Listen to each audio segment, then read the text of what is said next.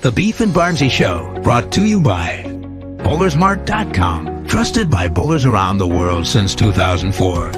By Lightning Strikes Bowl, home of Bowlers Mart Pro Shop. By Platinum Ford, drive the difference. By Fire Lake Bowling Center, 24 state-of-the-art lanes.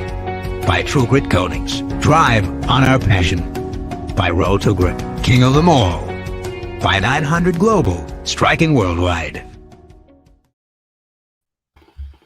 Good morning and welcome back to the Beef and Barnzy Show.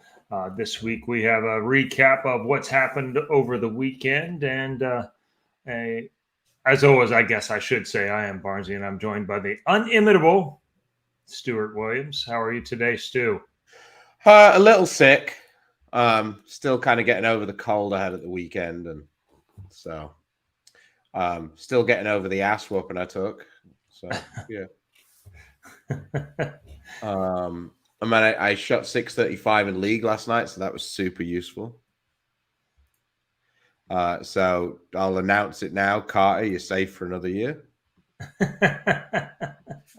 I bowled 200 every game though, so it was super useless. Yes, PWBA schedule is out.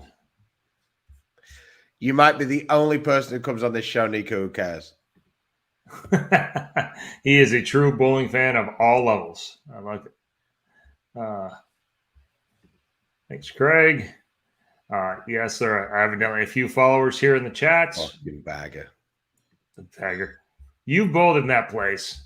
You know. Yeah, everybody keeps telling me that, but I literally crush them every time I bowl there on the house shot. Well, you're just better than all the rest of us. I proved it with 630 last night. Yeah.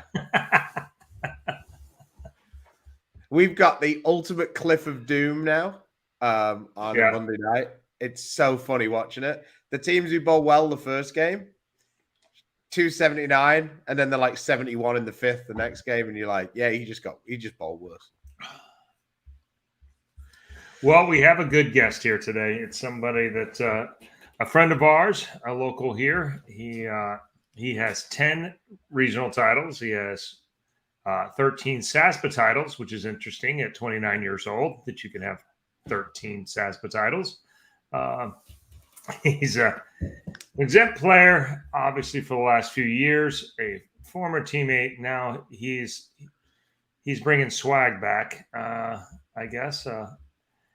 Anthony Lavery Spar. Hey guys, how's it going? Yeah. First thing, are you the pretty one or the smart one? Pretty one. We talk about this every time. Same answer. Can't change it. You've put on a pretty good run here the last 3 weeks. Yeah, it's been okay. I kind of been working a lot harder. Trying to make sure I'm ready for next year and make sure that everything is, in top form and top notch. I've been really, really trying to put the foot on the gas and put a lot of work in. And, I'm glad to see that the work's been paying off for sure. Kevin Denny, our buddy from Oklahoma, speaking of league last night. Yes, I did shoot 300. Anthony bowls in the same league. Before everybody gets all over it, the handicap in this league is off of 230. We have 6 guys that bowled on tour last year. None of them averaged 230. Well, Chapman didn't have handicap on your team. Yeah, this year he's got above it for this year. I didn't want to be that the guy. Entire season. We've changed oil 3 times so far since the league started. It's been interesting. But I've only bowled 3 weeks, and I was averaging 216 going in. I was a desirable sub for a change. And I bowled someone with 24 pins of handicap. So he averaged about 202. So all I'm hearing here is it was their Super Bowl, and you ripped their moment from them.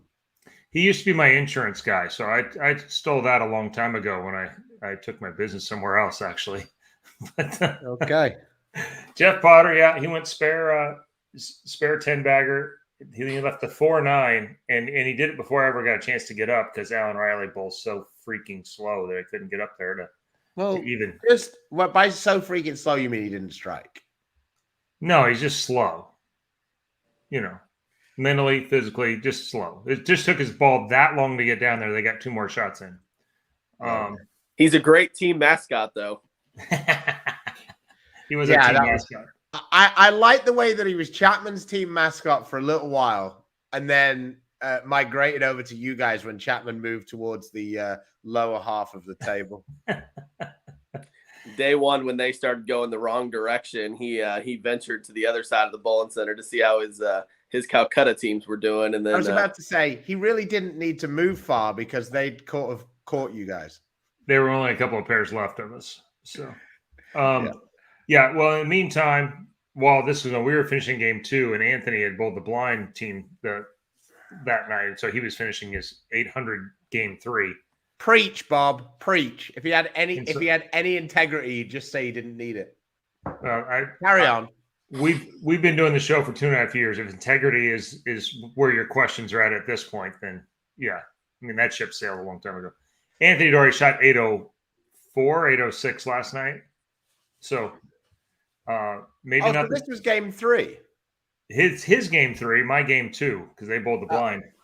So, I threw about the worst shot of the night there and was lucky. I tripped the 4 directly forward for a 312 tie.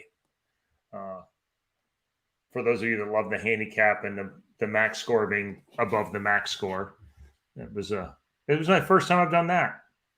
And Emilio Andres Gomez says, I just shot 312 last week. So, nice.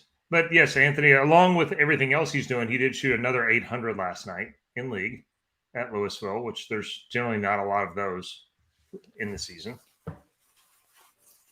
Yeah, give them a little bit credit to getting everything figured out there. It's kind of been a tough place to bowl for a few years. It's like you said, we had 6 guys that bowled on tour last year and nobody averaged 230. And, they changed Josh Montgomery got in there, changed the shot a little bit. They changed oils, found the one that was going to work best for that center. And so scores have actually been, quite a bit higher this year. There's 3 or 4 of us that are averaging over 240 now this year. So they've definitely put in the work to make it more enjoyable for league. It's a lot more consistent across the board. It's a little bit easier, and the scores are, the scores reflected across the board. There will be some people average over 230 this year. Oh, definitely, without a doubt. So my high series in league is 858. My high series in PBA is 867. So, and it was about the same time as this. So I did it with a pro hook. So I only have big scores with bad balls. That's kind of so fun.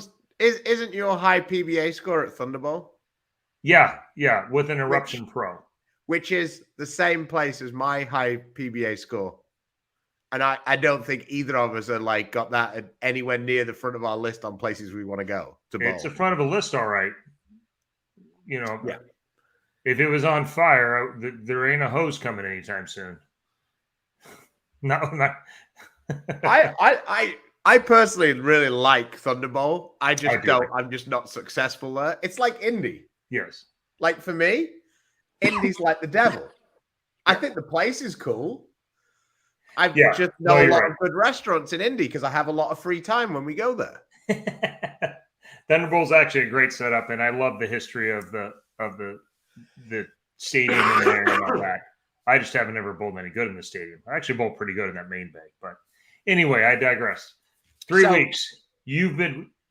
We're here to talk about. Well, I was going to pull up the scores from the SASPA. All right.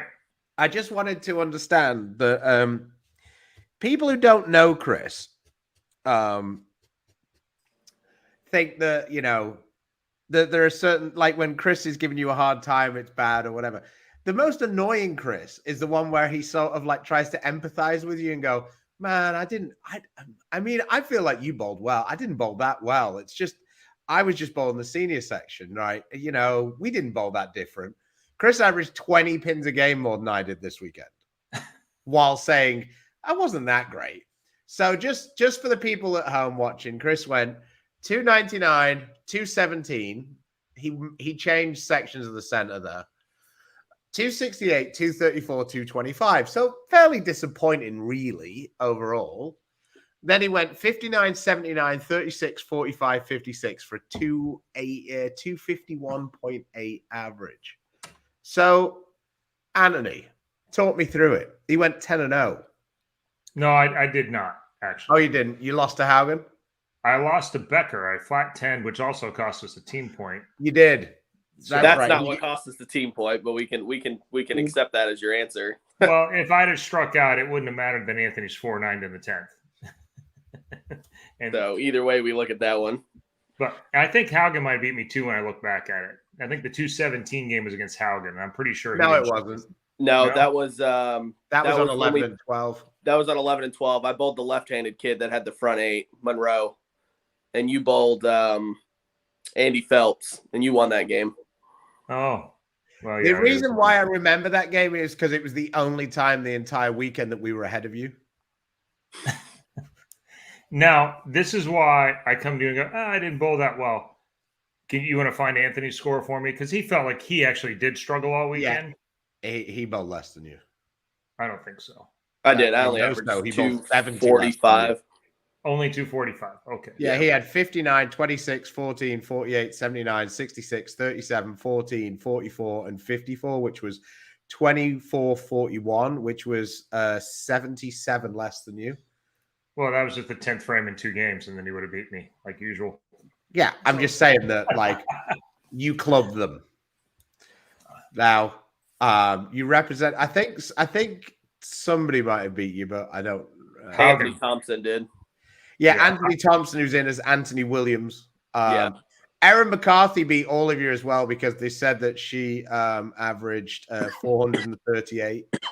She bowled 2,454, I think, the last game. It was pretty impressive. Yeah. I've never seen anybody shoot That's a good score. Yeah, Good score. tends to improve your average a little bit. It's a bit like Tina Taylor because I was just looking at the ladies who didn't bowl very well, and it said she bowled 970 the first day, and I was like, "There's no way she bowled 970." Yeah, they gave her 32 one game, so she actually bowled 1170. Yeah, Craig, say you're a PBA fan. Endless 10 frame. There you go. No kidding for a day. But this whole thing started like 3 weeks ago, probably a little before that, but we're going to start it 3 weeks ago at the Monster 180, and you did put a session on them there. Yeah. I'd actually say, like, I'm being completely honest, it started the week before at the at Springfield Doubles. It was when it really. You and Packy won there too. Mm-hmm. Yeah, it kind of. You can watch the show on that one a month ago. Yeah, you were on your cruise. I was on the show that week too, but you were on a cruise in some rich area. Well, then why are you here? I wouldn't have. Because you invited me last night. I did. So you didn't get to spend enough time with me this weekend, so you wanted to spend a little bit more. I just figured it was time to give you your due. A month later, you're still shooting 800 again every place you go. You bombed them in Tom Ball. You ever what was it?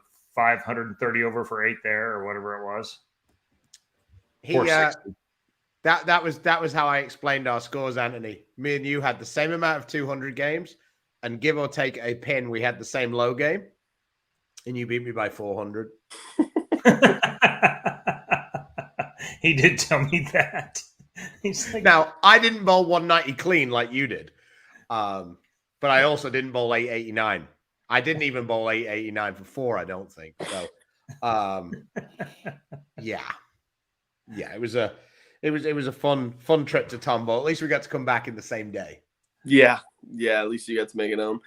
So, but yeah, I mean that's kind of where it all started. Was in Springfield. The week before, I had talked to a couple people and asked them a couple questions and got a couple pointers and put in a lot of practice before, probably the 2 weeks before Springfield, and kind of had figured some things out, kind of watched some videos back like 2019 when I was bowling really, really good, watched some videos back then and watched some videos now, and was just trying to figure out like what the difference was, because I felt like my execution was still good, but I just felt like things weren't happening.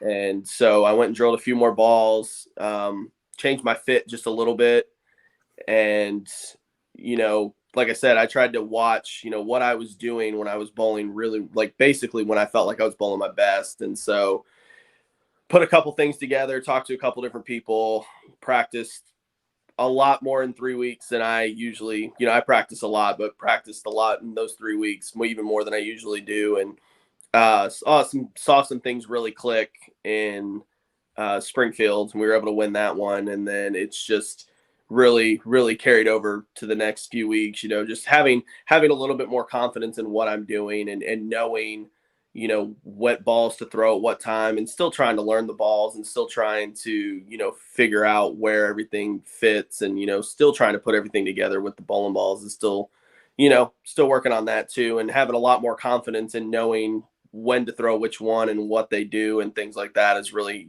really helped a lot too. I'm going to ask this question. I'm going to see if you're going to tell the truth or not. What spurred the extra work to get better? I'm going to be honest with you, just feeling like I was complaining a lot about things that I've never complained about before, and feeling like, usually, like for me, I would bowl good, have a couple bad weeks, and I would just be like, oh, I didn't bowl very good. My fault. I got to work on things. And I found myself blaming everything else. Like I was blaming my pin carry, was blaming things going on around me. And I just felt like I was making a bunch of excuses. And, I'll be honest with you, I saw Sean do it for a long time. And once, over the last probably 3 or 4 months, Sean's been bowling incredible.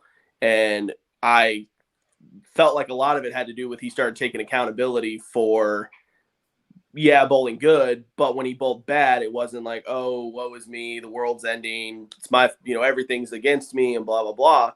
And I felt like once he stopped doing that, man, he started winning everything. He started bowling phenomenal. And I felt like I fell into that trap a little bit, which is something I've never done before. And I felt like I fell into a little bit of the woe is me and the world's against me and, everything's going wrong and blah, blah, blah. And I took a step back and was like, like, this isn't how it is. Like, if you're bowling bad and things aren't going well, it's because you're not performing. You're not doing what you need to do. Like, the world isn't against you. Like, it isn't that, oh, you have the worst luck of anybody in the world.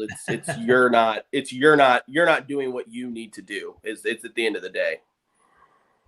Well, you gave a real answer, so that took the starts out of what I was going to do, which is say it's really because your brother's been kicking your ass for the last. He was, man. I'm telling you, every week he was beating me and beating me and beating me and beating me, and I'm like, I can't do this anymore. I gotta win a little bit. Like, I can't only be the pretty one. Yeah, like, man, don't get me wrong. I'm very, very happy when he wins. I'm happy finishing second. He wins, but I was like, man, you cannot beat the crap out of me every single week. So there you go. Give a shout out. What swag ball should we all own? Definitely the Joker Maniac. That has been by far my favorite ball out of all the balls that I've drilled. That is by far my favorite. That's my absolute go-to. Yeah, definitely Joker Maniac. And you said you've been practicing a lot. Give a shout out. Where have you been practicing? Where? Plano Super Bowl.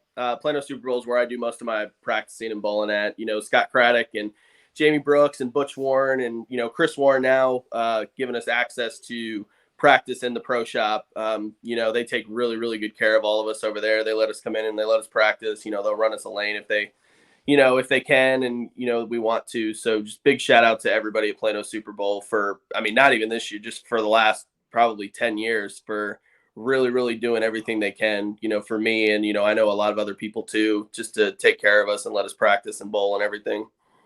So just to clarify what Anthony was saying, yes, they have 2 lanes in the pro shop now. Oh yeah. Yeah, they just built 2 lanes in the pro shop at Plano Super Bowl. They're on string pins. It's beautiful setup. The whole pro shop there is beautiful. They did an awesome job putting everything together. It looks fantastic, and I really appreciate Chris and Butch coming to us and letting us know, like, hey, you want to come practice, you want to come shoot some videos, you want to come do some things, you're welcome to do so. Yeah, I mean the setup's like incredible. If you're in the Plano area, you should swing by just to have a look at it. It's almost become a tourist attraction. Mhm. You get to see the South Point Plaza, the Reno, the bowling stadium in Reno, and now it's Plano Super Bowl's pro shop. It's must see bowling. Yeah. Bowling entertainment, I guess. Like they've got a like you were saying, they've got string pins set up, which is obviously just way easier to maintain. And then on top of that, they have Specto Go, I believe, which thought was a little bit of a strange choice that they used the Go in there, being this. I don't know that Chris is going to go and do lessons anywhere else now. I don't know if he's got time to leave Plano Super Bowl. I think he's probably got a bed set up in the back. One thing I will tell you is don't use the shitter at the high end now, because it's absolutely terrifying. Because you're sat and the behind the wall is where the pins are. And when you don't know and you're sat down and someone throws a ball, it's like a bomb went off. Talk about scaring the shit out of you, literally.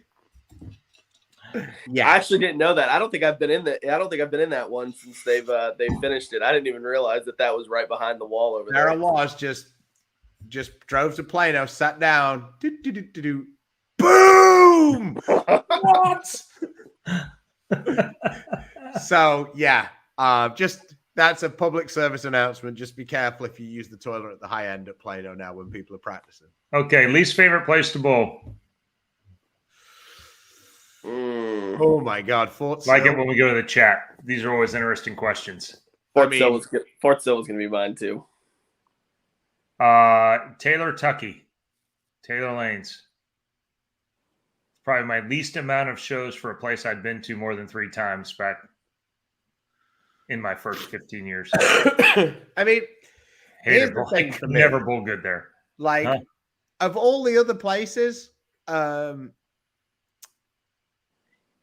I can always come up with a positive of that area. Like, I hate the fact that we go to Woodland to bowl because my ball burns up before the arrows, hits like it's 12, and I get mowed down by everybody on the left side.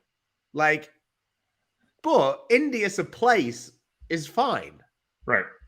Fort Sill, I mean, like, literally the only positive of Fort Sill is that you can go to Bricktown.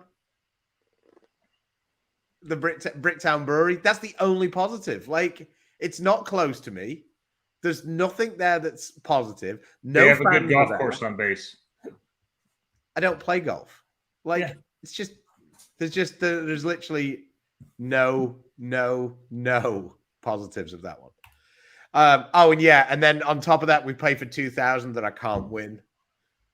I mean, at least when I'm going to Indy, we're playing for 100,000 I can't win.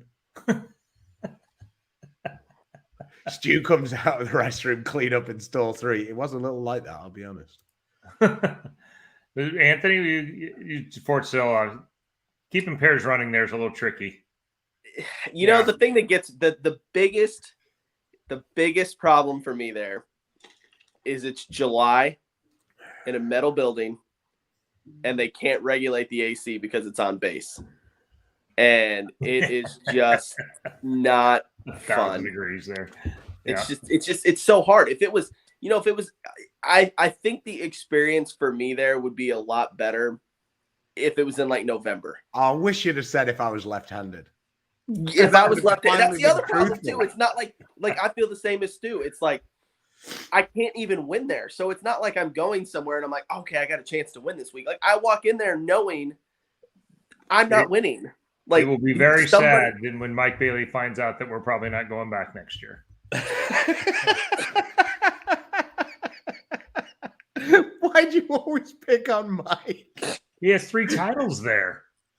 It's not like he's the only lefty. No, but he has like 4 total. So I mean, hey, Dusty, I agree. Everything in Indianapolis in the bowling center, is great. until I take a step onto the lane. I love everything about the bowling center too. Yeah, that's what I'm for saying. How I bowled there. They've spent like a shit ton of money, but they've actually made it like they took a place that was cool and they've made it so much better. Like you can sit in the bar and watch all the NFL games when you're not bowling on Sunday. Like they've got like a million screens. Like the place is super cool. The food's pretty good, but like it just hates me. Hi, Sandy. I have some very mixed experiences bowling tournaments at Woodland. Like, and don't slide 35 because you'll break an ankle. I have a cool video of going halfway down the lane, sliding left of 35, shooting a 10 pin there. It's It just can get a little tacky there. And in the summer, you're lucky we don't bowl in the summer. I was about to say, go do junior gold. Whoa. Yeah. And you can do whatever you want. It doesn't. The place is played for a wing on his house. Really, I had a really good place to go and watch a PBA stop, though. A lot of knowledgeable fans, lot of space on the concourse to be able to see, lots of lanes as well. So they have a big squad. So even if they have a lot of people watching, unless you want to stand and watch Ronnie and EJ, there's usually space to be able to stand and watch. It's probably Woodland's probably one of my favorite places to go to. But I feel the same way. Like bowling there is just so hit and miss for me. But going to the center is probably one of my favorite places to go. It's one of the best places to have a professional tournament. Yeah. For a lot of reasons. Hotel, like food, I'm all about center. Sorry, Chris. Yeah. I'm all about any of the places where people turn up to cheer as well. Like that's why I love. I was successful at Wayne Webb, but I also thought it was cool that you'd go in and people like. It wasn't just that they knew your name; they'd be like, "Oh, you were 12th last year or whatever." Like they know bowling, and they know bowling for a long time there. Bowling World. This Patrick Martinez, one of the most successful bowling social media influencers, I guess you would say. He says he feels the same way about bowling well, and all of a sudden need for a change, and then all of a sudden making time changes and practicing way more than I ever have. You're 20. How are you not practicing all the time already? I mean, I'm old. I can't practice all the time. My body falls when your apart. hand looks like this, it's a problem. Yeah. Go. You should be practicing. What else you got to do? You're not working a job. You're only runs making bowling videos. Like literally, that's what you should be doing all the time. Yeah, he runs the pro shop at Bolero Kenner. Yeah. See, but can't be that busy.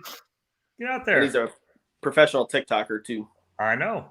Well, and future manager of my my Instagram too. Well, you went way low. You did. Like me and Chris, we decided to shoot for the stars when we were looking for an Instagram manager. We got Bella's dad to do ours. Patrick's pretty good. Patrick's pretty good at the social media stuff. I got to give it to him. Bella's got 120 followers on Instagram. 120. That's a lot. Yeah. 120,000. Oh, you said 120. Yeah. Well, I thought it was assumed that we were talking thousands. I think Patrick has some astronomical number of followers on TikTok. Yeah, but TikTok, I don't count TikTok. I've literally never been on TikTok. Exactly. Nobody buys a bowling ball's ever been on TikTok. Because the only people on TikTok are 12 and they can't buy their ball. So, yeah. There you go. He's got 55,000. Bella remembers having 55,000. She couldn't average 200. Andy Patterson, Fort Sill is always oddest weekend. I don't know what you're talking about on the left. Yeah, no kidding. Yeah, I think Andy's won there twice. Yeah. And Tony, you've hit the nail on the head. You know, as a left-hander, you recognize. That's nice to see. Don't ask Scott Knack about AMF Louisville on Monday nights. The left not easy. Yeah, well, I tell you a place that sorts out the left right. Astro Super Bowl. If a lefty does win there, they'll have earned every dime of it. Well, that's a change from back in the day. That's one of the places that put me out on tour. Yeah, I was about to say, Chris, I think that a certain Mr. Vito has more say now than he used to. He used to just be a victim back then, not Yeah. a part of the solution. So Um, that was I a place that we bowled a lot of big money tournaments, and Rick Lawrence handled me Yeah. in that joint every time. Couldn't keep up. Yeah, it's fun because there's been a couple of times we bowled the trio down there that the lefties have done well. And mainly they've done well because the right just ran out of space. So the next time we go, it's like you throw the ball and you can almost hear the oil go. Because Vito goes, we ain't having that happen again. Never been to Shout out to him, by the way. He looked like he was dialing back the clock this weekend. He was feeling good this weekend. You could see a little pep in his step. He told me straight away, like a couple of weeks ago, my hand doesn't hurt me anymore. And man, his rev rate was like 50% higher than it had been in the past. Joe Vito's best days were a few years. He was still good, but he was on the back end of the legendary action stuff when I first started. So guys just don't know. Hey, and because, now his rev rate's not, 500, they can't see it. But that guy was not afraid to bowl anybody for any amount of money, any level of tour, whatever you wanted. He had you. He would strap him on and he would give you all you wanted. Man, he was good. Go ahead. You got more? Sorry, no, all I was going to say was, and this weekend, like I say, the speed had never left Joe, but maybe the rotation had. And then this weekend, it was like 5 shots in. I was like, oh, all right, Joe's coming to play this weekend. And he kicked my ass. He shot almost 400 over, which in the 60 spot was a lot. Medium angular, and depending on how much surface you want on an infinite physics, it can be your medium angular or your heavier angular ball if you'd like. Control, man, there's still the myriad of Zen Soul, Phase 2, Phase 4, Phase 5, Phase 12. Any of those kind of will do just fine for you right through there. Yeah, I think that the medium control ball is. I think the standard answer for that is Phase 2. Yeah, I mean, really, and I with the polish off of it, I think actually Fate can kind of fit in that range for me a little bit. It's a little tough on the angular side, but I think maybe not as much as the Infinite, as far as being able to get around the corner with a little bit of polish on it. What else we got? Where are the questions here? Gabriel says Vito is still a beast on Tuesday night. I can only imagine. Yeah, Tony, you should have came back in for the Track Masters because it was free money on your side of the lane. Wood lanes that were 40 years old. Righties were playing, and they were sliding 30, and so were the left-handers. The same 30, though. 10. Patterson says it's the only lefty center he hasn't won in 2 seconds to Simon Moldy with 2 more top 5s. There you go. We actually haven't talked about this, but your tour schedule. There's a lot of traveling in various directions. There is. This may be the least amount of travel in decades. We don't have to go from Lubbock to Colorado, so that's kind of positive. Or Jonesboro to Lubbock, or no, I just meant because last year it was a death trap. Or Columbus to Lincoln to back to Indy to Vegas. My first year on tour, we started in Vegas. We went to Albuquerque, Austin, Florida. That was the first 4 weeks. We don't have that much driving this year for the entire thing, other than when you go back out for the players is the one time it's going to be a little bit of a hike. But I mean, we kind of get back and then we go again, like from where we are in Texas. Yeah. So it's kind of a little annoying that we get down to Oklahoma, then we go back up to Wichita, then we come home, and then we have to go back up to Michigan. because there's kind of like 10 days in between. I know, I'm just saying, like, that's in a perfect world. Sure.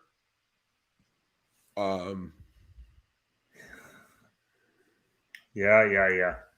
It was even in color, to be fair, though. So it's not quite that far back. Like, let's be honest, he didn't start like Simonson at 16. No, I was 28 when I went on tour. It's not like, that was only like 20 years ago for Chris. Norm's only a little bit older than me, and he was in his 22nd year when I started.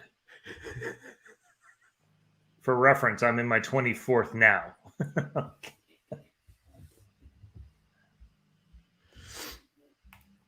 Says, way to tear up. Tear. I know what he's saying. Tear. I'm just saying that British English wank. is such a stupid language that tear and tear are spelt the same way. Way to tear up lately and express your feelings. Your people started it. Just saying. And your people fucked it. Improved it is how we prefer to go. And we improved it. Gonna bring for you and swag. At what point do you choose fly versus drive? Generally Vegas. Yeah, when it's more than a and depending on how long you're going to be there. Yeah. If you have to drive 18 hours, but you're going to be on the road for 3, 4, 5 weeks. Okay. If it's a one-off and it's more than a day drive, probably not. See, I'm anticipating I'm going to drive the whole swing except the players and the thing in Delaware. Yeah, probably the same. Because it's just, I mean, we'll have a pretty good idea of what's, like, for me anyway, I feel like you get a few balls that work on tour, and after like 3 or 4, 5 tournaments, you have a pretty good feel for what the lane guy's doing that year and what kind of is working and what kind of isn't. So when you first go out, you're going to have a bunch of balls that you'll take with you, and then you'll just throw them away. Like, I know this sounds terrible, but you're like, yeah, that doesn't work. So, like, for example, when I go to Indy, I'm definitely going to have an IQ Tour with me because the IQ Tour is quite useful in Indy because of the way the lanes are in the front and whatever. But the IQ Tour isn't very useful very often on the PBA Tour just because the different oiling and the different way they do it. So I might have a ball that I have in Indy that I probably don't keep after that just because I just don't use them. So once we get to the players, I feel like we'll have it dialed in pretty good that of like 12 or 13 balls that you kind of really like. So driving won't be that valuable. Whereas at the start of the tour, driving is way more valuable. So you figure out what the lane pattern philosophy is this year. Exactly. Yeah. So now, maybe when I haven't made a cut by the time I get to the players, I'll be driving and I'll tell Dom and Chris there's no space for them because I'm taking everything. Any thoughts on Kegel, curve oil, or lane 6-year-old HPLs? That's actually fairly new these days. And twister pins. 42 feet's pretty standard for a house pattern these days. Yeah. Depending on the volume, curve oil tends to be fairly aptly named. It picks up quite a bit in the front. HPLs, you tend to be in the middle of the range of balls and weaker, depending on how speed dominant versus rev dominant. There you go. My Model T. No, that was Walter's first car, not mine. He had the Flintstones model. Like, that's why when Chris first came out on tour, he could keep his legs underneath him all the time. It was that extra pedaling. Yeah. Talked about the Zen Youth UC3. What's your take on the Fever pitch? Ooh. I don't know. That's a you question. The Fever pitch, right, was the GOAT at, where was it? The ITRC. I drilled it and I was like, holy shit, this thing's amazing. I even used it on the show when I made the world tour thing. I almost 810 with it. But I control the pocket. It was great. And I was like, wow, we've got something here. And we went the next week to Oklahoma, and I was like, this ball's terrible. That's the one. Jesper crushed them the first week, and then it was terrible for like the rest of the year. But it was amazing to see, and it's how you can see how, like, when they're in the plant or whatever, you can see how, oh my God, like, because some of the time you're like, how did they see this was going to be a solution for X problem? You know what I mean? Like, you're just like, we've all been there with like certain different balls or whatever. You're like, what were they seeing with this ball that made them think that this was like going to do that? Yeah. But when we bowled in Arlington, like, the lanes are brand new, like, relatively speaking. Yeah. And like, the ball looked amazing. And then we went to a place where the lane surface isn't bad in Shawnee, but it was a bit different and a bit more used. Maybe it was different oil. I don't know. But suddenly you were like, this ball doesn't get around the corner like it did last week. Like, it clearly hasn't died. It's a urethane ball. But, who drills the most balls on tour? Dom, Belmo, Simo. Yeah, Simo probably does during the event. I think those three are pretty good for. Dom's just a drill whore in general, all the time. And Dom is the biggest trendsetter. By far and away, Dom is the biggest trendsetter. Like, Dom will pick some random piece of shit ball that nobody's thrown. He'll throw it for one block, and then he'll have to run out to the truck and take at least one more before everybody on their staff decides that it's a good idea for them to drill it. That's what Dell used to call the toe factor. Yep. It's not like Walter A. Walter A will go with the ball and go, everybody's kind of go, yeah, I can't do that. That doesn't matter. But, like, it's amazing. Like, nobody was using that pink and gray ball, whatever that one was. I think it was a DV8 ball. Diva. Yeah, or DV8 ball. Yeah. Whatever it was. It was an asymmetrical ball. Collision, I think it was called. Suddenly, Dom did well with it. Everybody wanted to drill one. Like, Dom drilled the speed because Eric drilled it for him at the TOC. Yeah, I'm not talking about Dom anymore. Moving along. ALS, before signing with Swag, do you have any second thoughts about signing, knowing you're more or less on your own versus the bigger staffs? Yeah, I mean, that's a lot that went into the decision making. You know, there was a lot I had to decide on, you know, before I made my decision last year. But when, you know, I started with Global 2015 was basically the first year they relaunched, and I started with them, and I saw, you know, starting from the beginning with them too, and I saw what was able to be built, you know, from there, and, you know, see how the process went along and see how much effort they put into it and all the things like that. So, you know, I had a lot of confidence going in, and, you know, felt like they were wanting to do the right things and willing to do what they needed to do to make the brand be successful. And so, like I said, you know, I had a few different opportunities I could have pursued. But at the end of the day, I felt like being the face of a brand and trying to help build a brand, you know, basically from the ground up was something that I wanted to do and something that I wanted to take on the task and the challenge of trying to do. And so, you know, there was a lot of factors that went into everything, but at the end of the day, I felt that that was something that I wanted to be a part of and wanted to do. And that ultimately was what swayed my decision. And there definitely has been some learning curves. There's been some, you know, building blocks and some challenges and some things we faced and things we're learning and trying to be better. And, you know, hopefully things just continue to get better going forward. Very cool. We'll go through and answer some of these questions. I know it's maybe not super relevant to the swag balls, but doing well with Nova pin down, looking something but less. I assume less hook overall. Camel hustles a lot less. Axiom Pearl, Cosmos. Those kind of things are cleaner, I guess, the way you're going. Dusty Hill says, now that he knows your strategy, he'll be hanging out outside the lane one when you leave Woodland. Sounds good. See that. Hopefully it's not snowing. Don't matter if you're left-handed. Learned this after 2 regional stops this year on the left.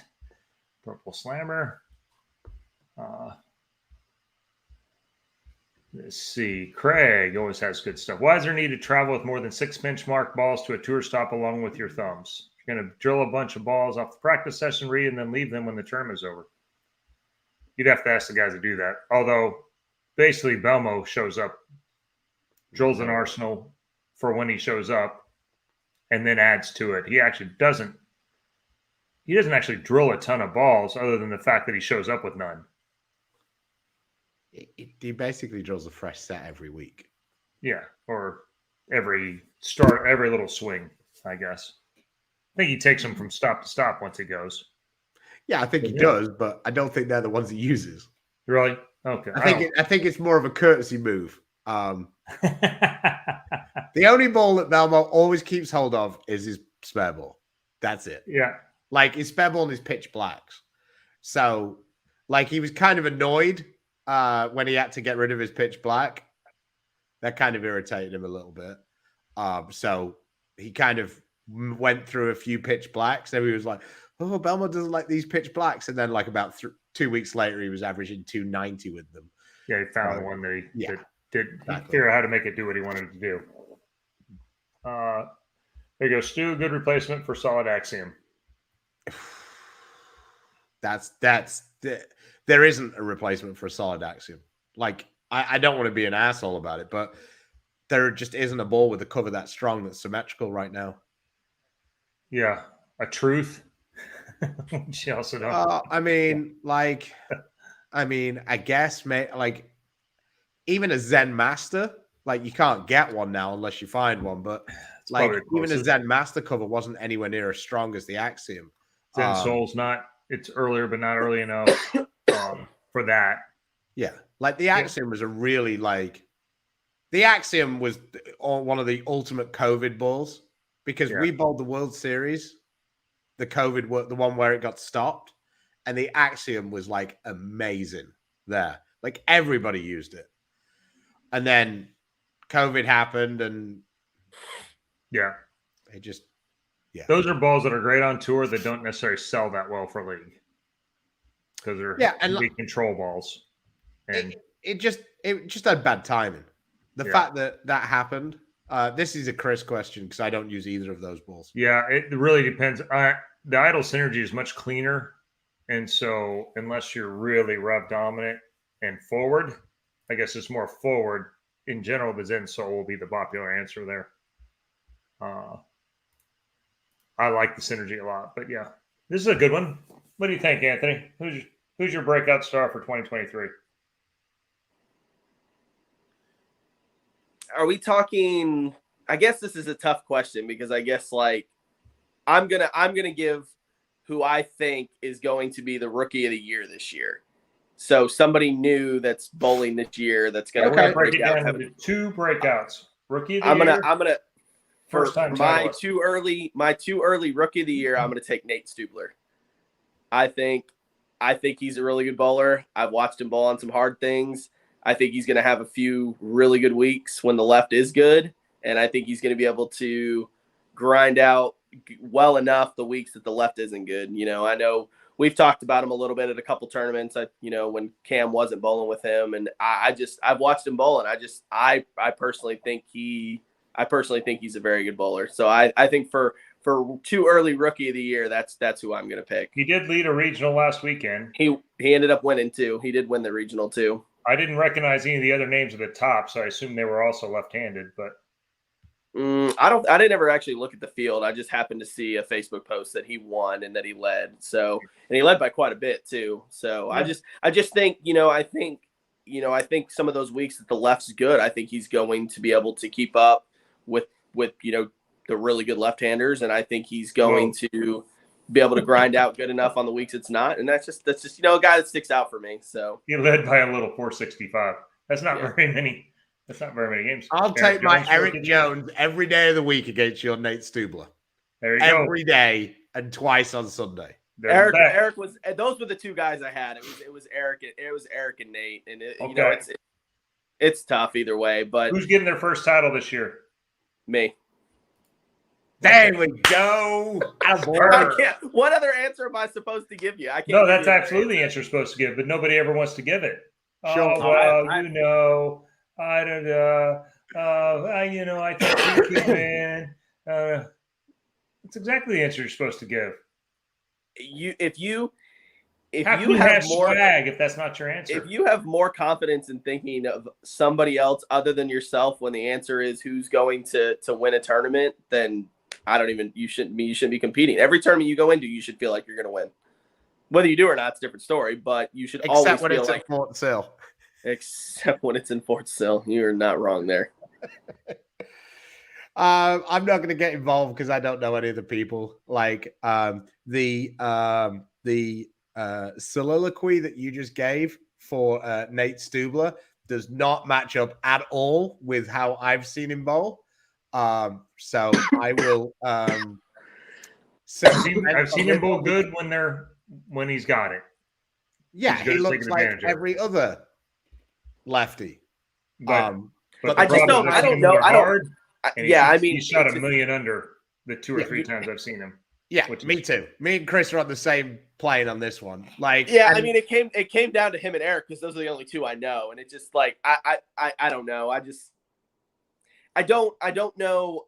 So for me too, I also don't know what Eric's plan is. I don't know if he's bowling every single event. I know that Nate's posted that he's bowling every single event, and so I don't know. I know Eric's only like 17. I don't know if he has to go to school. I don't know if he can travel for 4 months. I don't really know his situation either. No, I get it. And like the other thing as well is like rookie of the year now it just isn't the same. Santu had one good result this year, but that made him the leading candidate. Yeah, I mean it was tough this year because Santu had two really good tournaments, I think, and then I thought he bowled okay at the World Series, and then he finished second to Dom. Yeah, he finished second to Dom, and then him and Brian Robinson finished 7th or 8th in the doubles, and he bowled phenomenal. Yeah, but that's what I'm saying. Like, that wouldn't have even got you in debate for. No, I remember when like Rhino and Bill and Rash were all bowling for Rookie of the Year, and you had to make 3 or 4 shows and win a title. Like, yeah, I mean, it's definitely just not quite the same anymore. I agree. I mean, a bunch of the other guys, the older guys, I think it was the year Cameron Doyle won. And this isn't to like have a go at Cameron or whatever, but they were just like, there should be an option for nobody. Mm-hmm. Because it's not the same. Like you're not comparing, like, it's just, I think when you get to the point that you're talking about like cashes and somebody's best finish being 16th, 17th, 18th, I mean, I do agree with you that I think no one should be an option as well.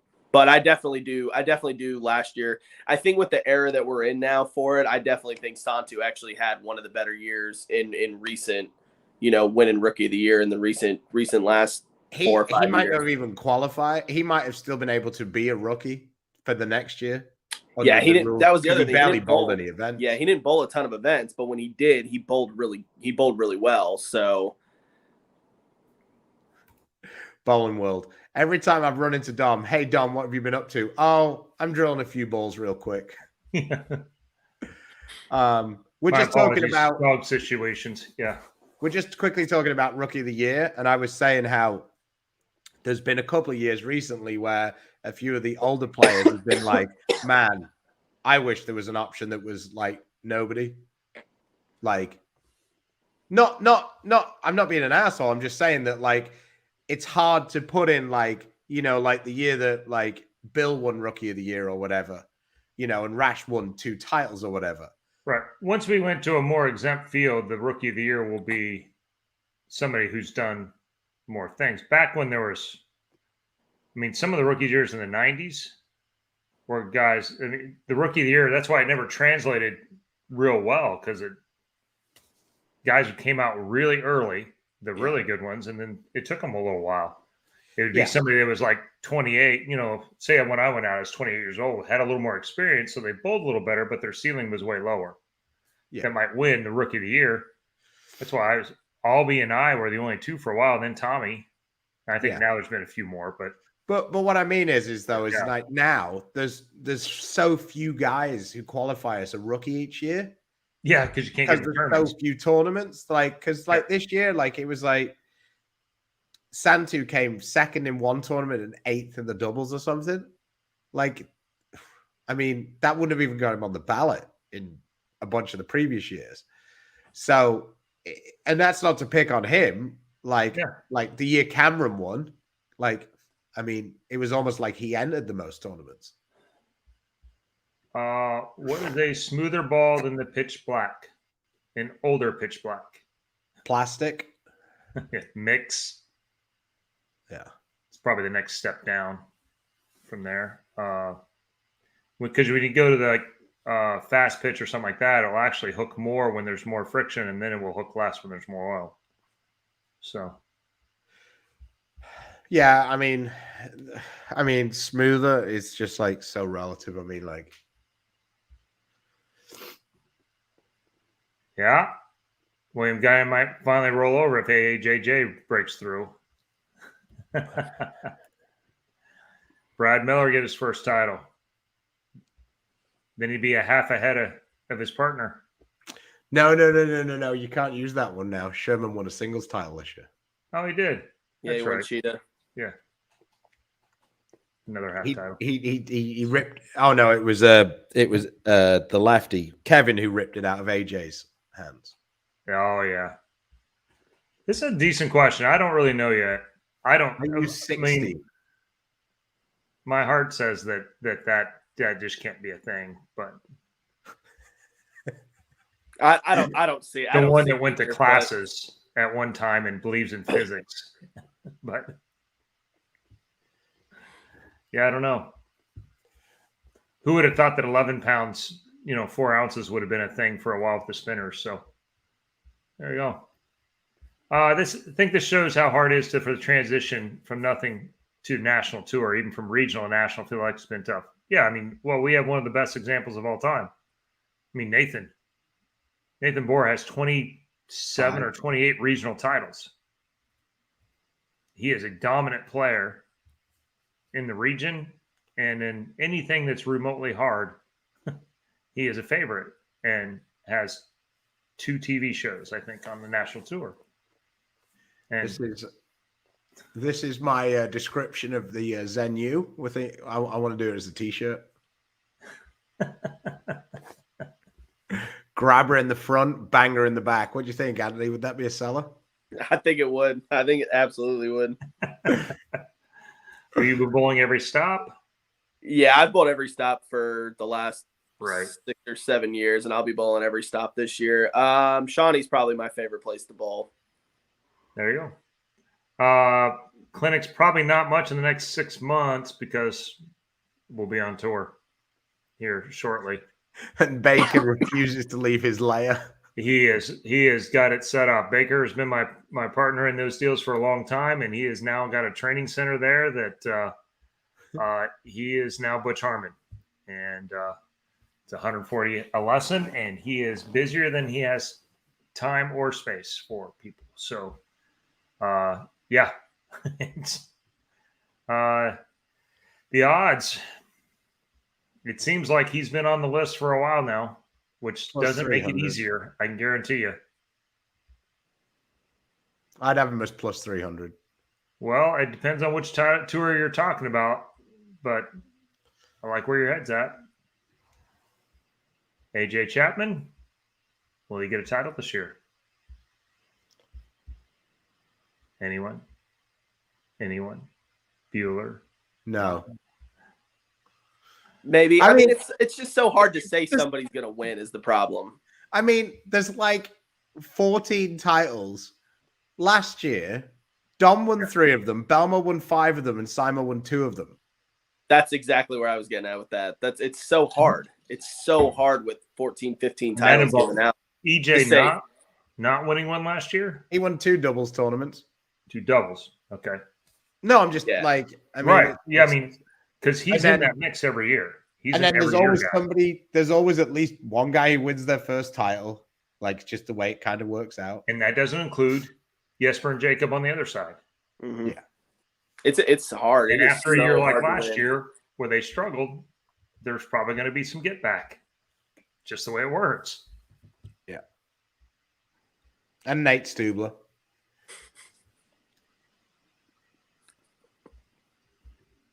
Ed, I'll take this. Yeah, that's good. That's good feedback. I'll try and make sure that I add that in as a medium control, medium angular in that 6-ball kind of system. In the So perfect world, and see if yeah, you guys would be interested. In the perfect world, I'd find a way that I could do, I could edit our website, and I would have our current like recommended balls on it. So I'm gonna talk to my guy and see if I can figure out a way to do that. So we'd have a page that would be like, you know, Chris's layout, like a grid, so to speak. Yeah. Because it would change, like, you know, as new balls come in and out of it all the time. Yeah. Like we've got, we had a ball come yesterday. Some guys have been talking about a little bit. The exotic gem turned up. So let me just quickly look. That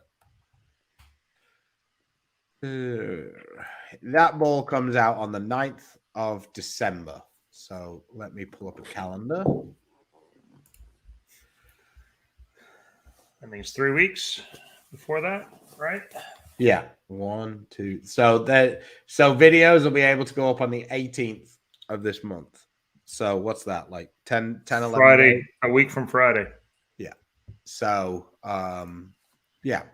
So we'll be putting the videos together either this week and next week, and you'll see them then. But yeah, that's a good idea. And I try and do it, and sometimes I forget because I'm doing them one take.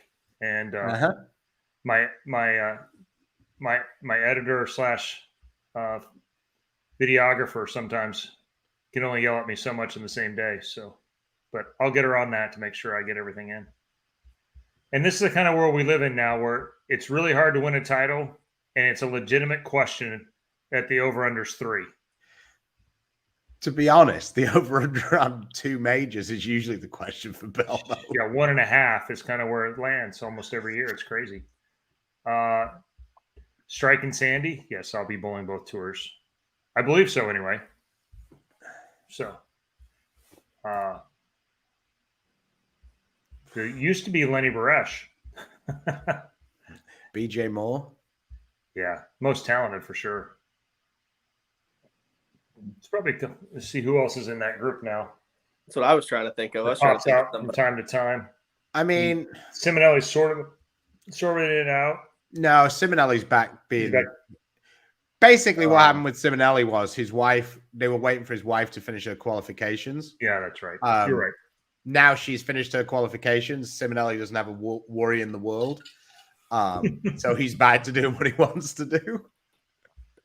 My best part-timer is Karsten Hansen. Yeah, he's got a pretty good win rate. I think he's really good. Every time he turns up, he bowls well. You know, he won a title. He finished 6th or 7th at the World Championships, I think, that year too. Like he's pretty good when he shows up. Stu and I have known him longer. We've seen both sides, but he certainly has as much high side as anyone. PJ's pretty good. Yeah, he bombed. I was thinking him. I just haven't seen him bowl anything other than the Masters in quite a while. So that's kind of PJ's a little bit in the Nathan category though.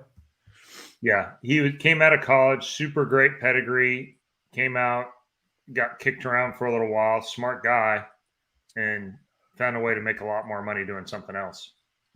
So, and low key, this is a nice way for Dombrowski to kind of get his name thrown into the mix because he's been a pretty good part timer the last 3 years. So that's probably that's a pretty solid answer there too. I don't like answering that question because I feel like I'll answer it and then someone will be like, "No, he played every week," and I'll be like, "Oh, this is awkward."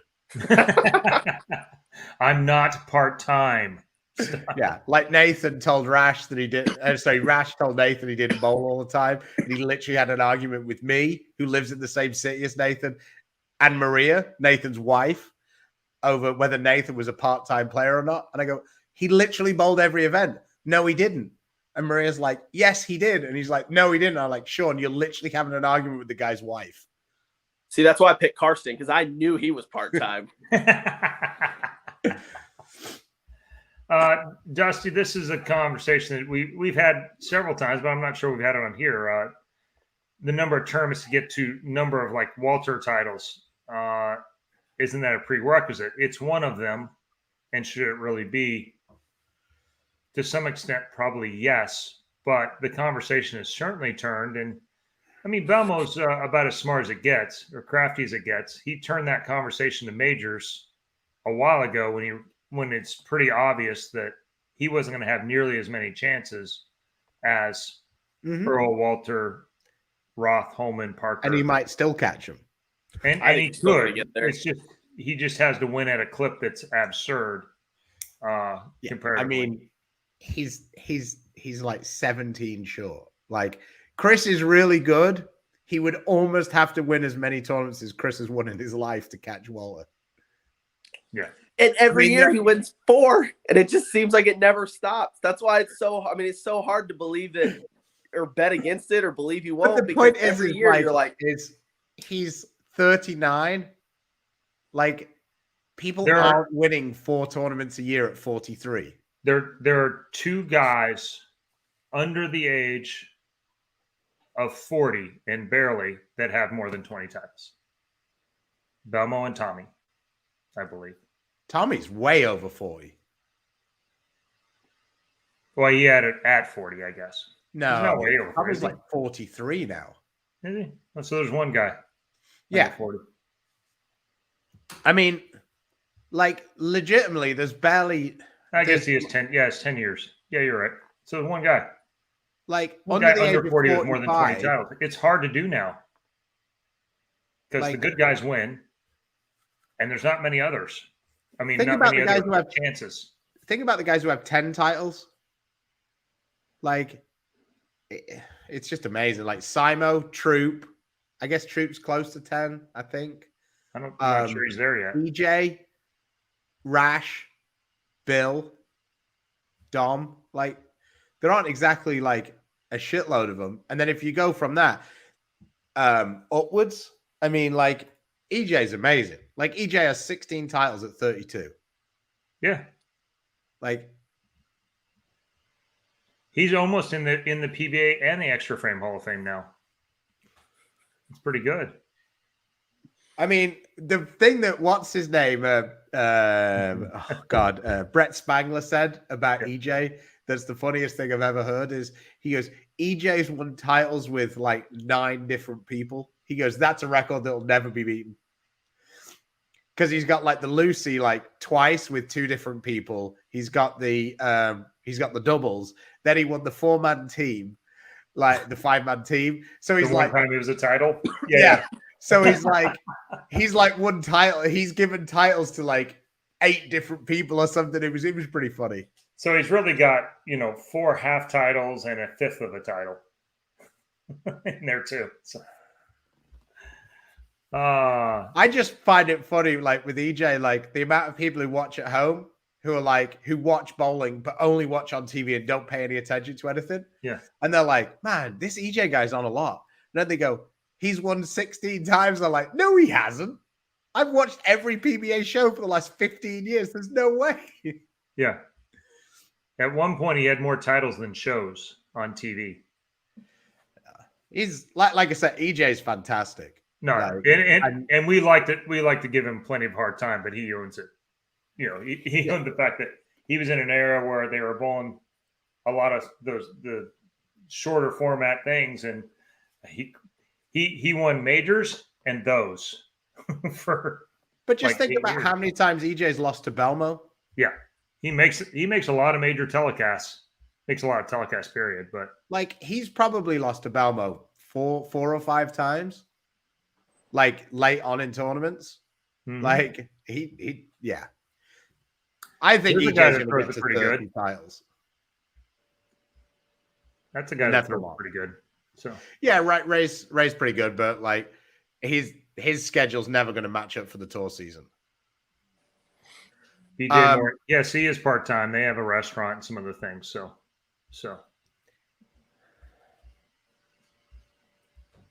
Ha. And the only way I can keep that perception is by not throwing another one. So Good editing. I'd be broken pretty quick if I had to bowl two-handed all the time, I think. Yeah. It's a very athletic move, and it's not, I mean, you have to be in great shape to do that. I can't bowl two-handed because I can't get my left arm past my gut. So kind of blocks me out from the two-handed option. Would you prefer longer formats to today's formats? Not now. Ironically, this year we're going to have closer to our classic events are going to actually be 30 to 36 games, which will be closer to what the majors are too. So the formats are going back to a hybrid of not quite as long as they used to be, but certainly a nice middle ground of all of it. So, all right, one last question, because this is how I titled the video on YouTube, and people are going to be pissed off. They're still going to be pissed off because it's taken an hour and 10 minutes to get to the question. But how is it to bowl with Chris Barnes? I enjoy bowling with Chris. It's nice. You know, I get spoiled bowling the some of these senior events with Chris. You know, I bowl quite a bit with him, and you know, getting to bowl with somebody that it's really, you know, simple to just be like, hey, I think you need to do this, or you know, we can communicate back and forth. And so it's actually quite a bit of pleasure. We actually didn't do a very good job this weekend at communicating. Usually part of the reason we're so good in these 4-person team tournaments and things like that is because Chris can come off the lane, tell me what he saw, and I go up there and do it. And it's, you know, it's 99% of the time is always right. But God, we couldn't get on the same page this weekend. But I mean, it worked out. But I love bowling with him, man. You know, you get to, you know, you can, you know, it's one of the greatest bowlers of all time. And, you know, you get to bowl with him and see the things that he can do and watch him strike all day. And so, you know, and he's fun to bowl with. So, you know, I really do enjoy it. And I'm not just trying to toot his horn or anything, but I do enjoy it. Well, I want to thank you, because despite what this random commenter down below said, or the guy, you know, that's sitting on my left, they both have a different opinion. So I appreciate it. Anthony sent me a text in the middle of the Tomball tournament and said the nicest thing that he said, maybe anybody said to me, that he was spoiled bowling these senior events. Not if you're Billy Hutch. Well, it wasn't as nice. Billy was struggling a little bit. Yeah, I mean, it must be so difficult. Like, you bowl with the best 50-year-old in the building and one of the top 5 open guys in the building bowl on the same team. That must make bowling so much harder. I mean, damn. Well, and then this weekend you go, man, it's been a while since we lost one in this format, hasn't it? Fuck you guys. This is the first time we've won. Kepner is sneaky. No, but I meant lost a match. Oh, yeah. Yeah, we had a good run there for a little while. And then we got slapped around. So shout out to Haugen. He bowled he bowled really good as well on with Anthony Thompson. Their team bowled really well also. You guys' team ended up tying, but I believe you guys had the top 2 pinfalls as well. So that doesn't happen much in the Swiss format. That is unusual. Shout out to you guys. You guys bowled great. CJ, Steph, Doug Becker, they basically, your 3 teams were at the top the whole time, like going kind of back and forth. And you managed to gap yourselves enough that when you did lose to each other, it didn't really matter, as opposed to us, who were in the top 5 with 2 games to go and 1 shot, basically kiboshed us. The lefty got up in the 10th frame and got a messenger for the 7, and that was an 8-point swing. And basically we ended up missing by 2 points. So that kind of sucked. I mean, I feel like I let my team down pretty good this weekend. I didn't win many games, and we only missed by 2 points. So that was a bit of a share.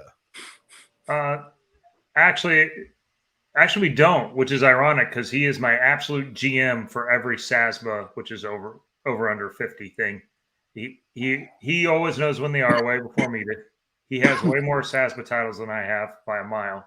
I probably haven't won one that he wasn't on the same team, to be honest. I won singles, I guess. Well, yeah, they go to Waxahachie, so you have. Yeah, that's right. That's right. It goes okay there. Does he? Yeah. Hey, Dusty. Oh my God. Oh my God, Linda. Oh my God. We're definitely ending the show on this comment from your wife. Oh God, Linda, I didn't realize you were this full of shit. Just love watching you so much that we are distracted. If only we didn't know what you were thinking, it would be easier.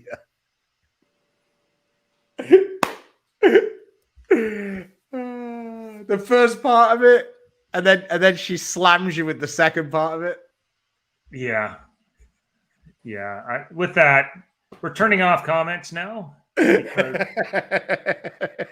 It's just turned into an absolute S show. Oh, Alan Riley Yeah. with the appearance. Yeah. Hi, mascot. Yeah.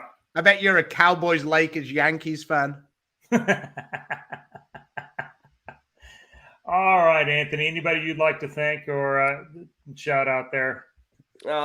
Just my sponsors as always, Swag and Kent and Pee Wee and Yoon for always taking care of me, and Cecil at Vice Inserts for always getting me everything I need, and then Dan and Lynn Collins at Elite Flooring for being one of our personal sponsors this year. So just want to thank all them for everything that they do, for us always. Much appreciated. Speaking of the first half, do you remember that time 24 years ago when Bobby Boucher showed up at halftime and the Mud Dogs won the Bourbon Bowl? There we go. Oh, and you're right. I got to thank Alan Riley for being an awesome mascot this weekend, man. I mean, if we didn't have him in full costume cheering for us every game, announcing, trying to get his food order announced in Chris's backswing, we probably wouldn't have won. Yeah. Well, the number of times they have to say his name out of the, to get his food order is probably part of the problem. But on that note, once again, congratulations. About 4 800s in the last couple of weeks. That 889 at Tomball was something else. Average of 250 at the 4-member. Basically 250 again last weekend. It's been a great run. Nice way to finish off the year. I guess you still got 5 or 6 weeks left to go pummel us. So until next time, appreciate you having you on. And for those of you watching, appreciate the questions as always. Best fans in the business. And if you get a choice, please support the sponsors that support us. Storm, Rotogrip, Niner Global, Quick, Bowlers Mart, Fire Lake Bowling Center, Lightning Strikes, and of course, Platinum Ford. Till next time, stay safe, stay healthy. God bless. See you guys later.